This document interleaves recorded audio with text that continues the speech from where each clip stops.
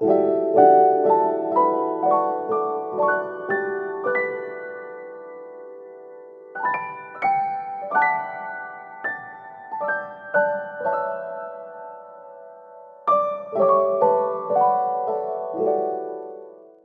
Buddhaya.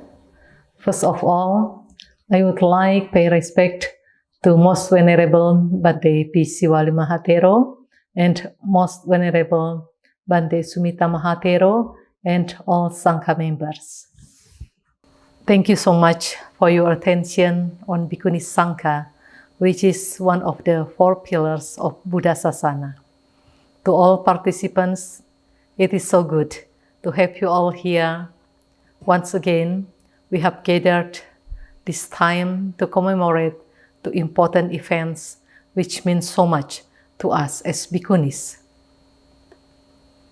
The first is to commemorate the establishment of Bhikkhuni Sangha as the 4th pillar in Buddha Sasana.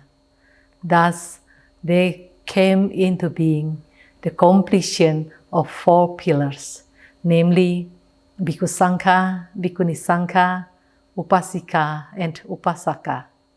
Let us see what happened then. Well, something big happened 5 years after Prince Siddhartha attained enlightenment and King Suddhodana passed away.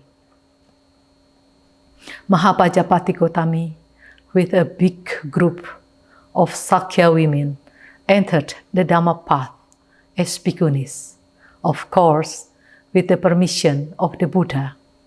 That way came the establishment of Bhikkhuni Sangha, the 4th pillar of Buddha Sasana, while the Buddha was still alive. Living in Dhamma under the Buddha's guidance, many women worked seriously to develop their minds so that they also attained arahantship, just like what men did. Many bhikkhunis attained arahantship, the same as many bhikkhus who worked seriously. It is so relieving to know that arahantship is not the monopoly of men only. Every human being, despite their genders, can definitely erase their defilements to liberate themselves from suffering, which naturally comes as the fruits of defilements. And our great teacher has shown us the way. Under his guidance, it has been proven that women can attain the high spiritual attainments. 2,600 years have passed. The world has progressed or regressed a lot. Modernization takes place. Gender discrimination is no longer popular in many areas, including in spiritual area.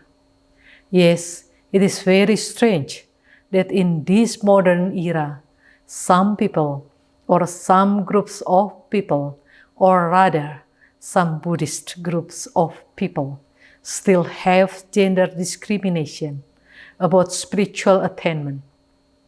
They think that only men can be liberated. Women cannot. Only men can attain liberation.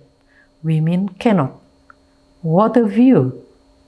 As a result, when we had the revival of Bhikkhuni ordination, meaning the revival of Bhikkhuni Sangha, lots of negative responses took place.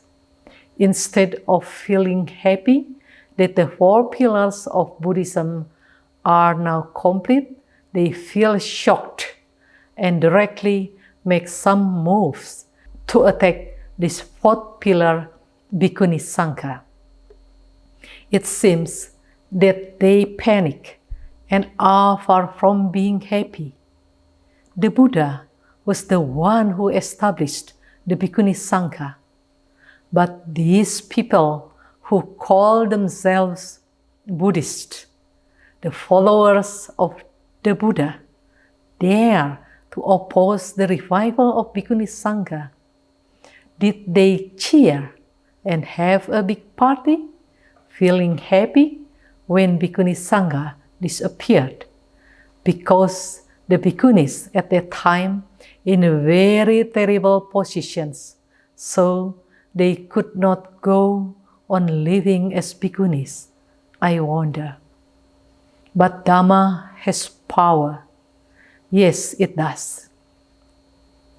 After so many hundred years, the Dhamma seeds started to grow in the hearts and minds of some women.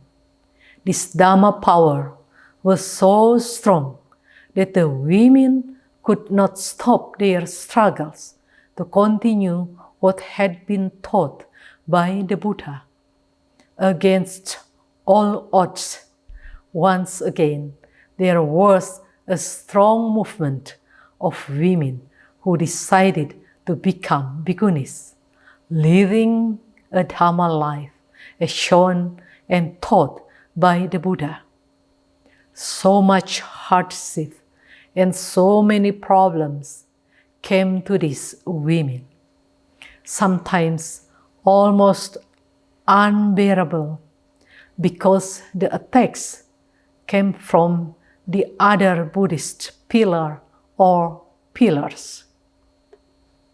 Some Bhikkhunis know how bitter it is to be harmed by some bhikkhus or some upasikas or upasakas. But Dhamma works. Several decades have passed. Bhikkhuni Sangha still exists. Bhikkhuni Sangha now gets more spots of bhikkhus and upasikas and upasakas. Those who opposed and tried very hard to harm, slander, attack, even destroy Bhikkhuni Sangha have slowly faded away. Actually, we Bhikkhunis must thank those opponents. Because of them, we get stronger. So, if there is less opposition now, we must still be aware and mindful. Do not reduce our strength, tired as we are. We must continue our struggle to come closer to our goal, liberation, Nibbana. It is difficult, but not impossible. One step at a time, we go firmly to that direction shown by the Buddha. Maybe some of us women have some doubt in our mind. Is it true? Is it really true that women can be liberated? The answer is clear. The path to liberation is not specially paved for specific gender. The path to liberation is paved for those who step on it, regardless of gender. At this era, however, we still have discrimination of gender. Beware. The Buddha opposed those things, knowing very well that we reap what we have sown. How relieving and how true. That is why the Buddha's teaching is called Dhamma, the truth. All the Buddha's teachings have the same taste, the taste of liberation. Let us put it deep in our hearts. Now the time comes for a question: how to walk on the path to arrive at the destination. What to do? Let us see a wonderful sutta in Samyutta Nikaya called Kosala Samyutta with the Kosalan. Samyutta Nikaya 3.4. Loved. At Sawati, seated to one side, King Pasenadi said to the Buddha, "Just now, sir, as I was in private retreat, this thought came to mind. Who are those who love themselves? And who are those who don't love themselves?" Then it occurred to me, those who do bad things by way of body, speech, and mind don't love themselves, even though they may say, "I love myself." They don't really. Why is that? It's because they treat themselves like an enemy. That's why they don't love themselves. Those who do good things by way of body, speech, and mind do love themselves, even though they may say, "I don't love myself." They do really. Why is that? It's because they treat themselves like a loved one. That's why they do love themselves. "That's so true, great king. That's so true," said the Buddha. And he repeated the king's statement, adding, "If you regard yourself as loved, you wouldn't yoke yourself to wickedness. For happiness is not easy to find by someone who does bad deeds. When you are seized by the Terminator as you give up your human life, what can you call your own? What do you take when you go? What goes with you like a shadow that never leaves? Both the good and the bad that a mortal does in this life is what they can call their own. That's what they take when they go.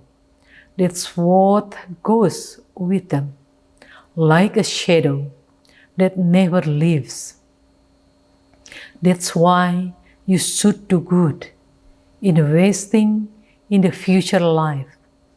The good deeds of sentient beings, spot them in the next world. My dear sisters and brothers, ladies and gentlemen, let us love ourselves in the right way. We come to the essence of the teaching of all Buddhas. Let's avoid doing bad karma mentally, verbally, and physically. Let's do good karma mentally, verbally, and physically. Let's do good karma with purified mind. The fact that we have chosen our lifestyle as bhikkhunis is something which is wonderful. It is not easy to follow the spiritual path as bhikkhunis, but everything valuable is always hard to get. Diamonds, gems are hard to get. Pebbles, gravels are easy to get. Valuable, rare things are expensive. Likewise, living a life as a bhikkhuni has lots of difficulties, but we are not afraid. We are willing to do it because it is doable, and we are willing to pay the price because we want the prize. It is all worth doing. Again, it is not easy to live as a bhikkhuni, but we must thank ourselves and thank the first bhikkhuni who could make the Buddha willing to give permission to live a spiritual life as a bhikkhuni in the same way a man as a bhikkhu. that woman was Most Venerable Mahapajapati Gautami, whom we pay respect to today. Let us fill our hearts with joy and happiness, because we are all blessed to be here in this life as bhikkhunis, as bhikkhus, as upasakas, as upasikas, as followers of the great teacher, the Buddha. I would like us all to read Therigatha 6.6, Mahapajapati Gautami Theri, a Mother's Blessing, translated from the Pali by Andrew Olensky.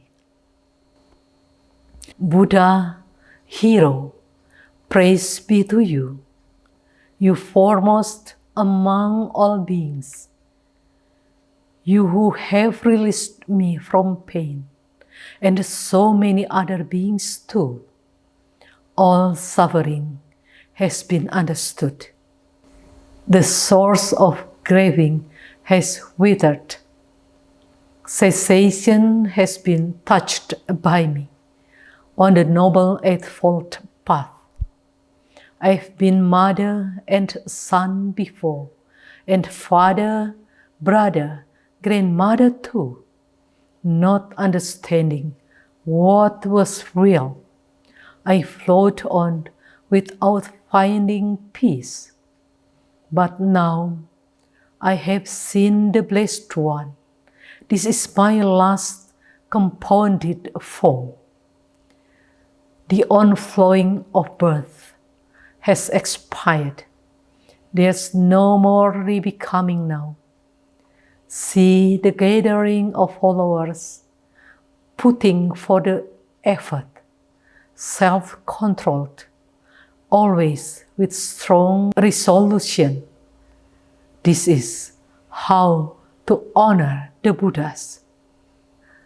Surely, for the good of so many, did Maya give birth to Gautama, who burst asunder the maze of pain of those stricken by sickness and death. That is the wonderful expression said by Most Venerable Mahapajapati Gautami. If we ponder deeper, we can come to a conclusion that the compassion of the Sammasambuddha has shaped so many beings in the past and is saving so many beings now, and is still going to save so many beings in the future.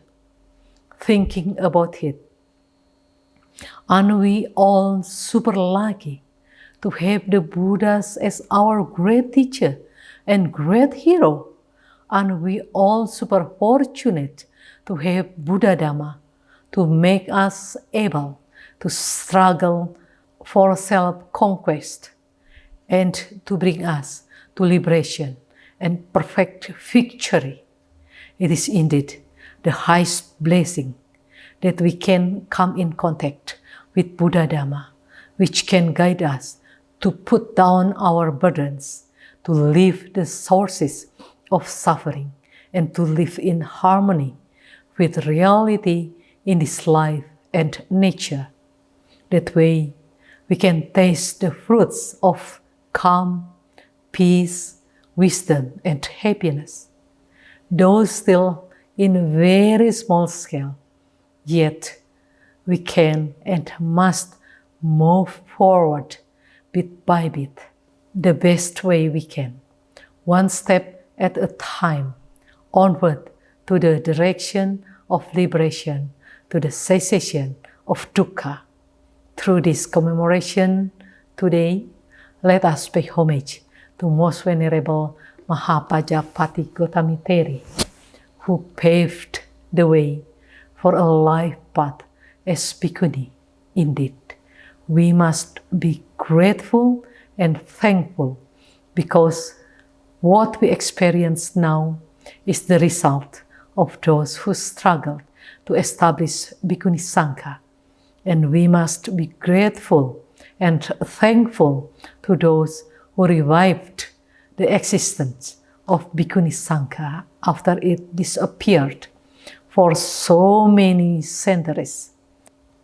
Without their persistent effort and endurance, we would not be here today as Bhikkhunis. Let us not let them down. May all beings be happy with our decisions to be Bhikkhunis, good and serious Bhikkhunis. May the Triple Gems guide us in our life path. May the best come to us all. Thank you.